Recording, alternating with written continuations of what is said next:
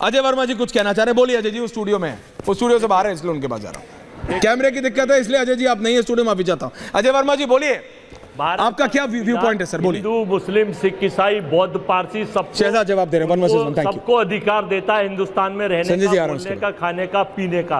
और फिर आपने 400 पार कराने में जो महत्वपूर्ण भूमिका निभाई थी, अब तो आप बंद कर दीजिए। चंद्रबाबू नायडू से और नीतीश जी से डरिए, यानी सरकार की बैसाखी खिसक जाएंगी, सरकार की बैसाखी खिसक जाएंगी। उनसे भी पूछ लिया करिए आप क्या कह रहे हैं, मुस्लिम तुष्टीकरण या मुस्लिम आरक्षण, उनसे भी तो पूछ लीजिए क्या उनका एजेंडा है।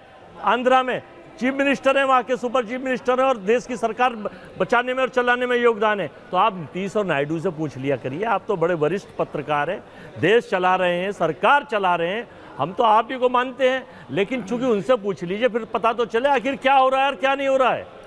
तो हम ये कहना चाहते हैं कि ना तो कांग्रेस पार्टी, ना हमारी सहयोगी पार्टी, हम ना पिछड़ों को अपमानित करते, ना शेड्यूल कास्ट को अपमानित करते। भारतीय जनता पार्टी अयोध्या से एक पिछड़ा और शेड्यूल कास्ट का अगर सांसद बन गया है तो अपमानित करने का काम सब मिलकर कर रहे हैं, पत्रकार भी कर रहे हैं, आप भी कर रहे हैं और ये भी कर रहे हैं। ये आपका गलत आरोप है, लेकिन ठीक है, बीजेपी जवाब दे रही है आपको। ओके, सबसे पहले शहजाद संजय जी आ रहा हूं, उसके बाद संजय जी को भी ले आइए। सबसे पहले तो ऐसे अनेकों उदाहरण हैं जहां पर ऐसे अनेकों उदाहरण हैं अजय जी। ओके अजय जी, ऐसे अनेकों उदाहरण हैं जहां पर समाजवादी पार्टी के सबसे वरिष्ठ नेताओं ने माना है कि हमारा MY फैक्टर है। वैसे MY फैक्टर कोई ऐसी गलत बात तो नहीं है, परंतु टीबी एक बीमारी का नाम है, और मतलब दो समुदाय या दो समाजों को बीमारी से तुलना वो बीमारी ये समस्या है, और इसको माना गया। मनोज यादव ने जो बोला है, आज भाटी जी ने स्वीकारा कि हमने ठाकुरों को और ब्राह्मणों को टीबी बोला है। इनके साथ भाटी जी को बोला है। गरिमा जी प्रोड्यूसर है, वीडियो प्ले कर सकती है। दूसरी बात मैं कह रहा हूं कि पीडीए और दलितों की बड़ी चिंता है ना।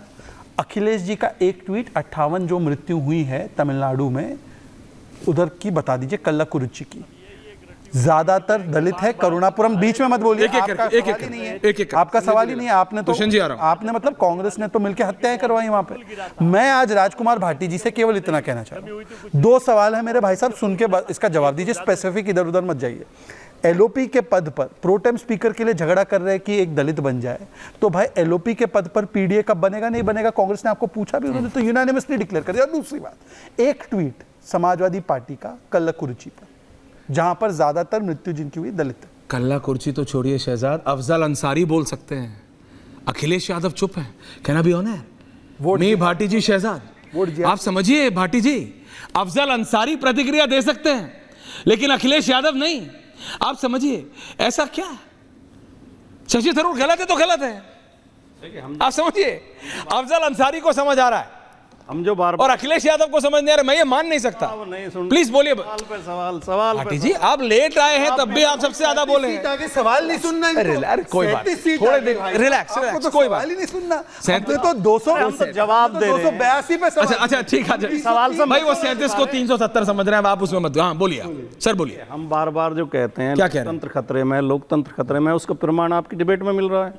कैसे जब एंकर एक पार्टी के लिए फील्डिंग करेगा, कौन कर रहा है फील्डिंग, दूसरी पार्टी को आरोपित करेगा, तो कौन सी फील्डिंग कहां बचेगा? कौन सी फील्डिंग लोकतंत्र में मीडिया, कौन सी फील्डिंग है नहीं है? कौन सी फील्डिंग, पूरे 3 कौन सी फील्डिंग, इनकी 400 कौन सी फील्डिंग, कौन सी फील्डिंग, और किसी चैनल ने कौन सी फील्डिंग तक नहीं मांगी कि हम कौन सी फील्डिंग, हम गलत फील्डिंग कर रहे हैं, इसलिए लोकतंत्र खतरे में।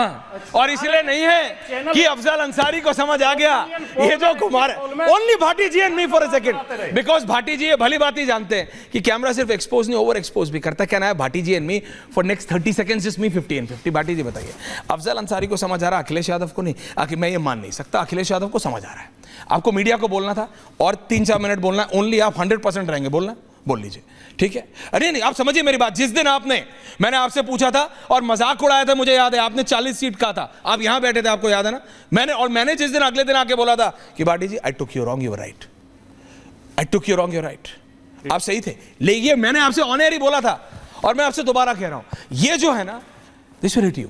अफजल अंसारी को समझ आ रहा है और अखिलेश यादव को भली बात ही समझ आ रहा है, लेकिन कांग्रेस के चक्कर में आप चुप हैं क्यों? बोलिए ना कि वो जो गलत है वो गलत है। Sir what is wrong is wrong. Everyone on air please. Thank you very much.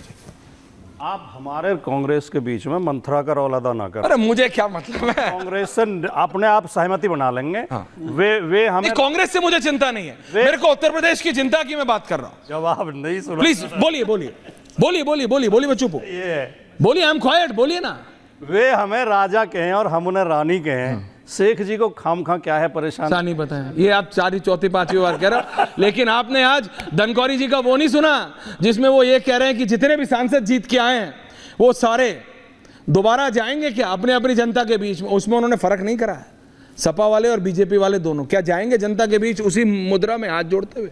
नहीं, क्यों नहीं? ना इधर वाले जाएंगे ना उधर वाले जाएंगे, ये आप भी जानते हैं मैं भी जानते हैं। लेकिन संजय जी आप मुझे बताइए, गलत गलत, हाँ मैं आ रहा हूँ शहजाद, सही सही और गलत गलत है, इसको मानना पड़ेगा। बिल्कुल मानना चाहिए। जैसे आप आंदोलन को हर चीज पे आप मतलब आंदोलन करने पहुंच जाते हैं, आप मुझे बता दीजिए आतिशी दिल्ली की उनकी जिम्मेदारी है सबके घर में पानी पहुंचे, वो करे अच्छा ठीक है मैं भी पानी नहीं पीऊंगी।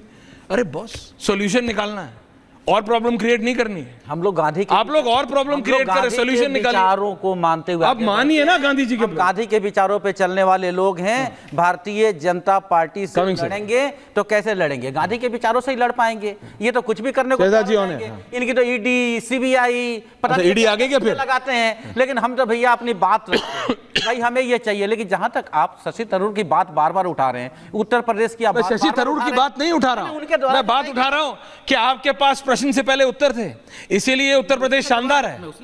मैं ये कह रहा हूं, जवाब दे रहा हूं कि उस वक्त बीजेपी की सरकार के पहले ये 10 सालों में जिस तरह से पेपर आउट हुए हैं, एक सरकार का नाम बताइए, चाहे अखिलेश की रही हो, मुलायम सिंह यादव की रही हो, अगर कांग्रेस के मुख्यमंत्रियों की रही हो, कि इतने पेपर लीक 48 हुए। और बता रहा हूं मैं अभी बोलने नहीं दे भाटी जी का चेहरा देखो, भाटी जी अजय जी सबको फंसा गए। नहीं सुनिए हम किसी को नहीं फंसा रहे हैं, आप उसके ऊपर कोई कार्रवाई नहीं कर रहे हैं।